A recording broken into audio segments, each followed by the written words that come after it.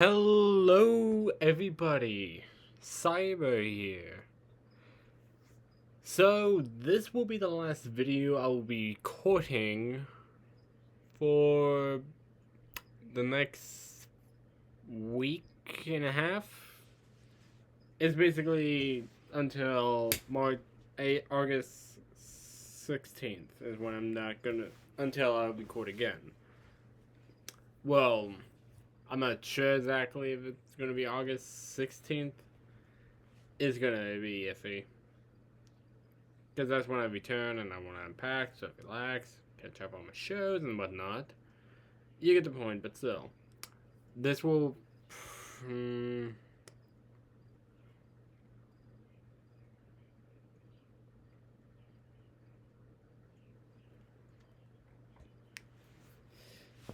yeah, I'm not sure if this is going to be the last part.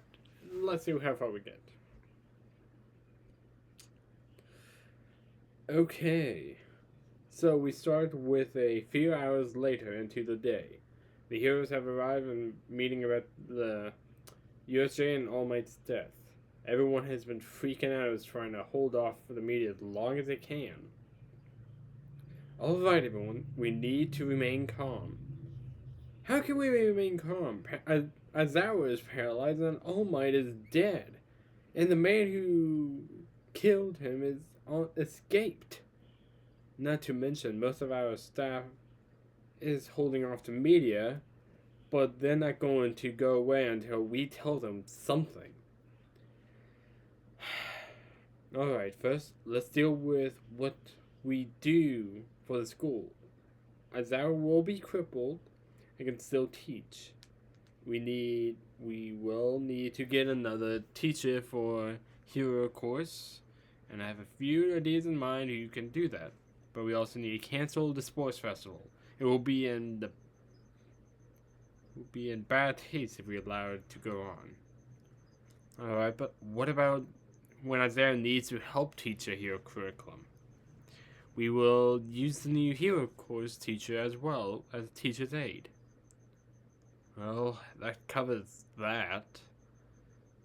Some staff, but we still have to worry about Bane and the media. Now, the next to nothing about. We know nothing about Bane, unfortunately, so nothing much we can go off of that front. But an investigation has been started, and as for the media, there is no choice, but we will have to tell them the death of All Might. Nothing we can do to cover it up, but we can turn this unfortunate event into something greater. We will make this day not about how he died, but all the good he has done for the world and the people in it. Alright, so who's going to tell it then? I will do it. He was an dear friend of mine. I think it would be appropriate if I gave the news myself. Right. With Mirko and Eri. As Eri's just watching cartoons, they hear a knock at the door. I'm coming! Ryumi opens in to see Deku. Hello, Ryumi. Hey, Zuki, you back from your business? Yes, and thank you for watching Eri. Has she been behaving? Yes, she well behaved, like always. Me and her just watching cartoons. That's good. May I can come in? Sure. They go walking inside, and Eri sees them. It's a Papa! Hello, little one. Deku picks up Eri and laughs. Did you have fun with Ryumi? Mm-hmm.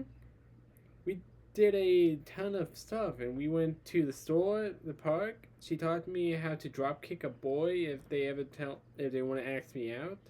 And then we watched a movie and some cartoons. Drop kick a boy. Hey, it will be useful in the future. Well, we got to get going. No, sure, alright. We interrupt your show for breaking news. An attack at the USJ just happened. Huh? The USJ was attacked? I'm just as surprised as you are. On the TV, Nezu walking up on a podium on TV. Everyone, I have unfortunate news to report. During the attack on the USJ, our teacher, Eraserhead, was crippled, and our symbol of peace was killed. But let this day not be remembered as the day our symbol was murdered. Let this be the day when we remember all the good things All Might has done for the world, and all the good deeds that have come from it. Next week, we will be holding a worldwide memorial service for him. A proper funeral will be set for close friends and family, of respect for All Might. We request no media of any kind try to invade this event. That is all we have to say for this situation as of the moment right now. In reports of this all now, the Hero Association has declared to hold a memorial drive-by in honor of All Might that will lead to his burial. Huh? What? It has seemed the streets are currently being attacked by some local villains around these many areas of Japan. We please urge you all to stay indoors and let the police and heroes do their job. Deku turns off the TV as fast as he could. That was faster than expected. Not even a minute after hearing that, and man's death, and they're already trying to cause chaos. As much chaos as possible. Papa, are we in danger? No, Eri. We will be fine. Yeah, you got nothing to worry about. Can we stay here for the night? I don't want to go back. Eri, I don't know if... Yeah, you guys can stay for the night. Really? But I figured you would jump out there and go fight him out. Well, normally I would, but from the looks of it, all the chaos is happening in areas that are fairly far away. And they're really capable heroes, so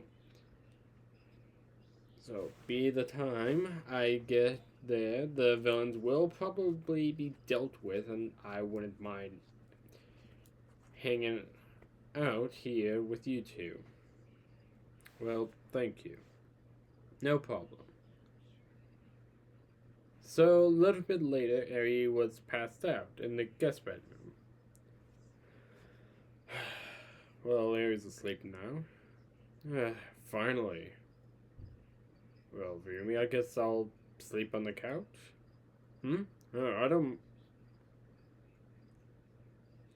don't think you would be comfortable since you just sit down on it and took up half the couch.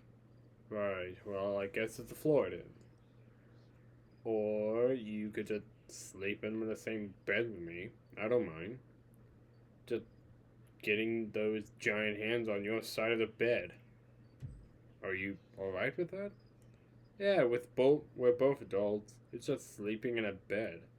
So I can't see a problem with it. Either the floor or bed. Your choice. Gets up and starts to walk to her room. Very well then. Little later, they both get in bed, just lie there. It was a tiny bit awkward, but eventually they both went to sleep. The next morning, Eri got up, and was a little hungry, so she went to look for Miyako or Deku, and to get her some breakfast. When she opened the door, she saw Deku and Miyako both sleeping in the same bed. Eri stayed quiet and walked up, crawling in between the two. Wish Deku was the first to wake to see this. He smiled and geared up to make the breakfast for the two.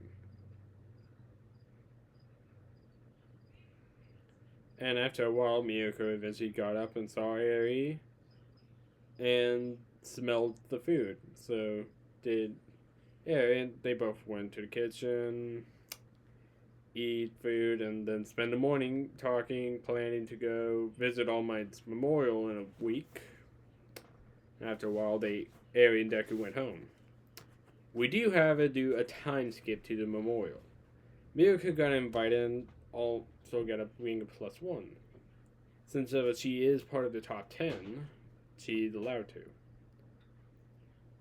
So she brought Deku and, needless to say, Eri. It was a giant event with huge crowds of people surrounding a All Might statue. But the main ceremony was held off from general public. Several people did get to go up to the podium and speak. His teachers, sidekicks, dear friends, and after a few hours, eventually it was over. Deku and Eri walking around looking at the memorial with Miyako. Huh. Hey, thanks for coming today, you guys. There's no problem. Did you know him by chance? No, but it was still part of the job. Plus, I don't really like to go in these events. I understand. I should feel honored for being invited. I mean, I was a biggest All Might fan at one point, but he didn't deserve this end he got. Yeah, but I also got recently a job offer by Nezu, and I accepted. I'm going to try and stay at one place for a while, so you guys don't have to worry and wait around for me. I'm staying out here too. Now you guys can visit. So, well, that is good news. What does the job offer you? Oh, I'm just replacing All Might as a heroics teacher. I think it's a bit awkward, but I'll power through it, needless. Ah, I see. Well, if anyone can do it, it's you. Thanks. But I know you're busy, so you two can go home. So I have Ryukyu here, so... I see. It's no problem. I should... As Zaki was about to say, he gets a notification on his phone. He looks at it and sees Chrono, telling him there's an emergency. See. Well, I do have things I must do, but I think it would be best if Eri didn't come with you. Didn't come with at the moment. Would you mind taking care of her for a few hours? Oh, sure. I'll be here for a while, so yeah, I can. Thank you. And my apologies for the situation. Here. Gives Miyako a large sum of money. This is for your troubles. Oh, wow, are you sure this is a lot of money? Yes, I'm sure.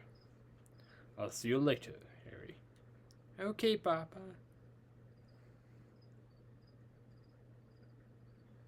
So, Deku walks off. He's in a hurry. It must be work. Yeah, but what does he do? Kind of work does he do to get this kind of cash? Well, he works with some scary people in masks, like Mr. Kronos, but he isn't scary anymore. Okay. Kronos? Is that the villain from Yakuza or something? Is he in an villain organization? We cut to eventually where Deku makes his way to the base. When he walks into his office, he sees Kronos and Kurogiri.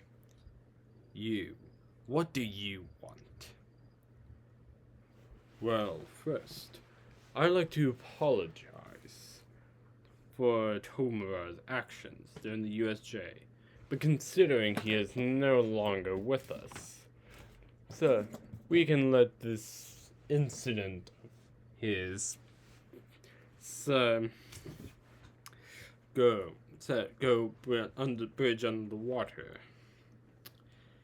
and have a beneficial partnership involving our current boss. And how do I know I can trust him? You. Because I'm not the boss. It is. And the boss, my master, is an unmarried child who can see the writings on the wall. No, my true master sees opportunity. Now, with All Might gone, we have a golden opportunity to start to fully take over again. Very well. I'll hear what this man has to say. But if I see anything wrong, I'll not only kill him, but you.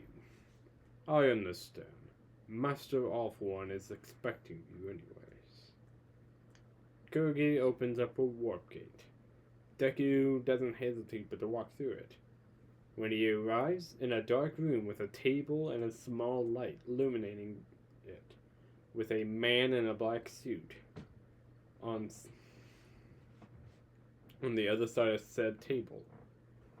Bane, please take your seat. So, you're the underworld's boogeyman. I'm truly honored.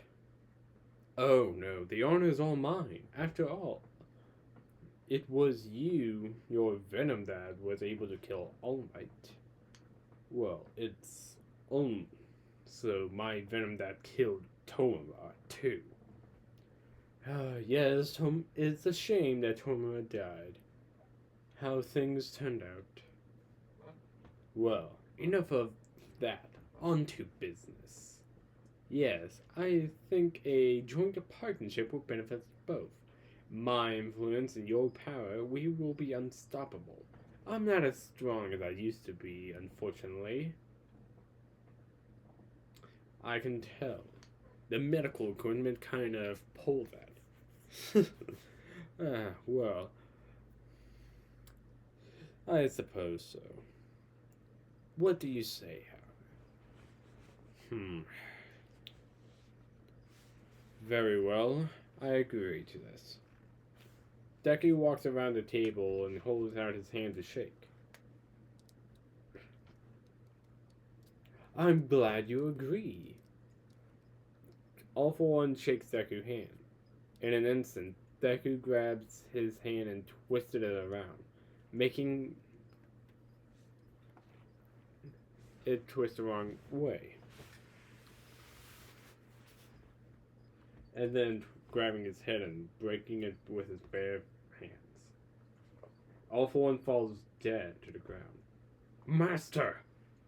Kurgi was about to try and warp, but Deku grabs the metal plate and that held Kurgiri and hold him down.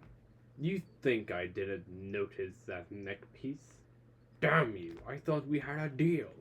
No, I saw opportunity to take out the head of the underworld and take my place as the new symbol. So, then you will need to kill me because I will never follow you. My thoughts exactly.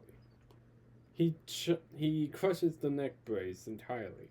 Kurgiri bursts into a cloud of mist and dissipates, only showing what remained of the dead body of Obito Kirishima. Deku drops the body and walks over to All For One's throne, sitting there. Deku then looks at the monitors and gets the locations of where he is and finds out he's fairly close to his base. So he calls his organization and tells him, and now he's in charge of the underworld. All For One's passwords, bank accounts, allies, etc. is all in his fingertips. Now then, Another time skip. So it has been a few months and things have gotten worse for the most part. Are pretty quiet actually. Villains aren't rioting on the streets anymore. But something the heroes have noticed is the villains are getting more organized. They're no longer just running around doing whatever they want. They're planning. They're avoiding hero routes. They're getting smarter. Drugs like Trigger, Venom are overflowing. You can even find them in other countries. And the heroes are still looking out for Bane. Especially Sir Night Eye and Inanasa. But so far they haven't found anything, but still keep looking. A a hard eye out, but we cut to one night at a warehouse where a man with all burned scars is sneaking around. So this is the place? Should be busy. But I don't think it will be an issue. I'll just burn everything and take what I need. Zabi is looking around the warehouse. Someone sneaks up on him. But while sneaking up on behind the person, actually bumps something off. In a crate. And as soon as Darby heard the noise, he quickly turned around and saw a blonde girl with cat-like eyes. Nice try. He shoots fire at the girl. The blonde girl jumps over and throws 2 knives at Darby. Darby quickly moves out of the way and the blades. You're an acrobatic? So what's your deal? What are you working for these guys? No, but I came here to get some blood. But I see you're not working with them either. And seems like you like to burn things to a crisp. Is that blood? Wait, so you're not even with these guys? And you're not after the drugs? Nah, but since you burnt the guys out front, so too, and since you're burnt, so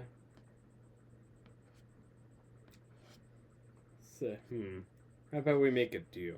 I only kill a few subordinates, but there's still a shit ton of men in this warehouse. So maybe we can help each other?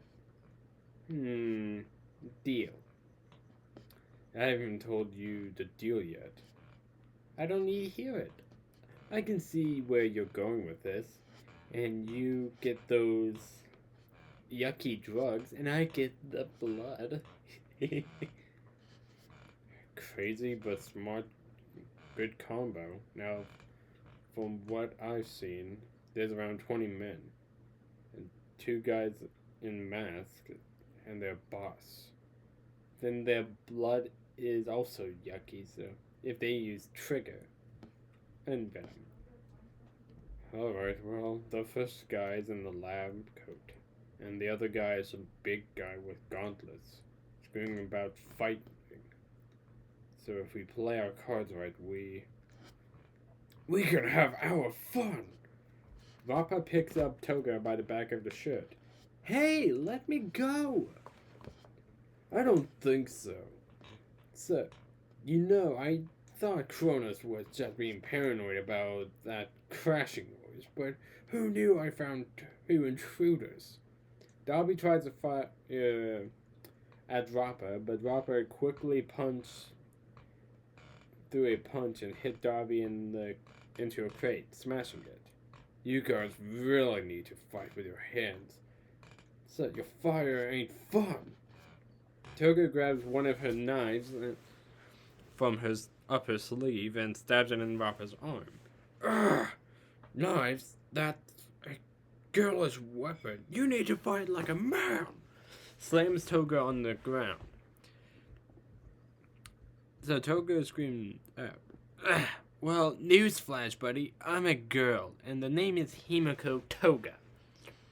She licks the blood, and as she does, she transforms into Rappa. Whoa, you turn into me. I mean, I've always wanted to fight someone like me.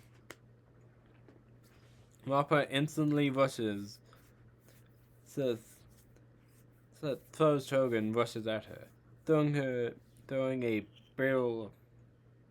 barrage of punches. Because Toga only looks like Rappa, nothing else, she gets beaten to shit and sent flying. While that was happening, Darby tried to get up, but Toga crashed into him. Man, what a disappointment. Both Toga and Darby try to get up until they hear a gunshot. They all look over and see Kronos aiming the gun at the sky. Are you done? So no one said a word. I'll take that as a yes. Now, who are you two? Why would we tell you? Because you can tell me, or we can find out after I kill you and run your DNA test. All of them stand still, waiting till someone makes a move. Both Toga and Darby decided to make their first move, ready their attack until two hands grab them, lifting them up. Rappa and Kronos stand down. Now think that's enough. We've wasted enough time on these childish games. Yeah. And who do you think you are, you big brute? I am Bane. Bane? Current head of the underworld? The one and only. So, Deku grabs tightly around on Darby and Toga. Ah, what? He's Bane? I thought he'd be cute, but he turns out to be just a muscle-bound brute. Well, life is full of disappointments. Now, so you will tell me who are you and if you value your lives. Fine, Himiko Toga. I go by Darby. Well, Darby, Toga, you both killed 7 of my men, so I should just kill you now for that. But from what I saw, you might be more useful to me if you are alive. What are your quirks? Cremation. Transformation. Well, sounds useful. I don't have anyone with quirks like that. You both will work with me if you value your lives. Hold on, what's in it for me? And more importantly, me. What do you want? Both want them. I'm a reasonable man. I just want blood. And I want someone dead. More like a family member, but I don't consider them in. I can easily get you blood, and I can help you with killing the person you want dead. Then I'm in. Whatever, fine. Good. Now, it's time for orientation.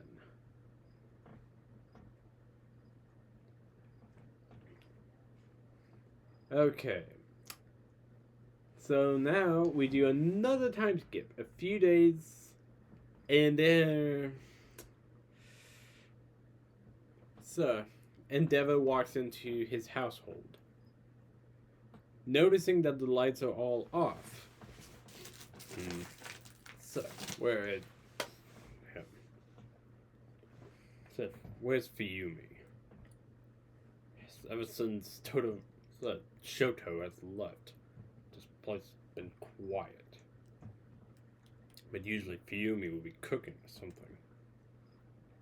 He looks around and goes into the kitchen, seeing there's a note saying that she left to get groceries. So dinner will be late. Gotta admit, the only thing that woman was good for is giving me someone to surpass All Might, and cooking. He walks around through his office. started to do some paperwork.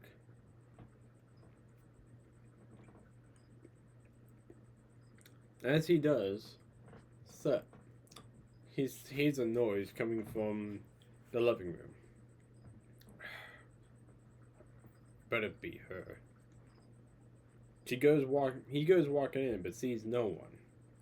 Confused, he looks around until he gets punched in the face.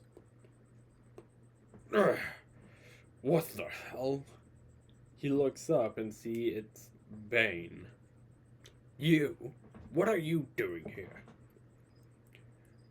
Getting one of my new combatants, their wish. Inji Todoroki. That's Endeavor to you, bastard! Before Endeavor could fire anything, he gets impaled. He gets shot by blue flames on his back. He screams out and falls to his knees. So, no, it's not. Like Aizawa, I will, or should I say, Eraserhead. Today, I will be your bane. Or more specifically, we both will. We? He questions him until Dabi comes in the picture. Hey there, old man. Who the hell are you? No one in the world knows me as Dabi. But to you, it's Toya Todoroki. No, that's bullshit. You're not my son. He's dead. Yeah, I made my death pretty convincing, didn't I? But I think that's enough chit-chat. Yes, I agree.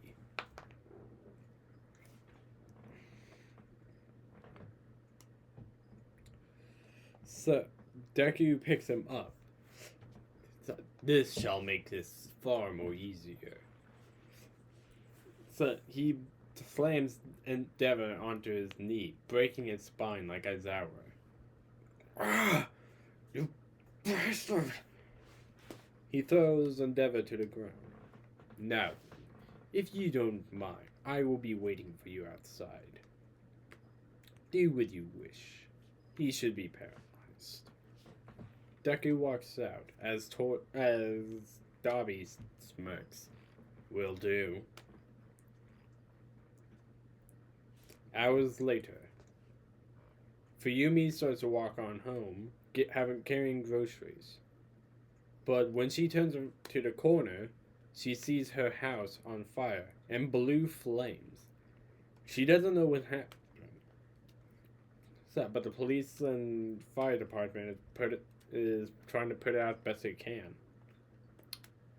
What happened? So, a villain attacked your home. So, we're trying to put out the fire. So, is my brother okay?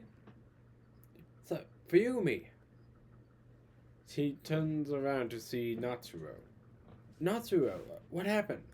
I don't know. I was coming home to say hi, but then I saw the fire and called the police and fire department. So, is Shoto okay? He's fine. He wasn't supposed to come around. So, what about Dad? So, I don't know. So, they eventually did put out the fire. But when they went inside, one of the firefighters comes to the two. I'm sorry to say this, but it seems that your father, Endeavor, died from the fire. But also sustained some broken bones somehow. They both looked at him with a shocked expression. They don't know what to say. They didn't think he would keel over and die like that. But with Dabi and Deku now, we actually pulled it off. Of course we did. You said you wanted to kill all your family members, but they have suffered much like you. So, why not just killed him? It would have been more effective. I guess you're right. So, I'm not gonna pay them any mind or visitation, but still. As long as we got the bastard, that's all I care, boss. Good. So, go with Toga. Well, so. Alright. See you later. Dobby walks off. Hours later with Night Eye. And Mirko walking in to the Night Eye agency. So, good. You're here. I have some news. What is it, exactly? I'm supposed to be teaching it soon. It's about Bane. We have his location. What? That's great. Yes. It appears that he's been at the Yakuza base. We needed a one and a team. Well, count me in. You can count me in for sure. Well, nothing right now we're going to be doing. You can go back to UA, but be on standby. It should be soon. Right. End of this part. I hope you guys enjoy. Cyber out.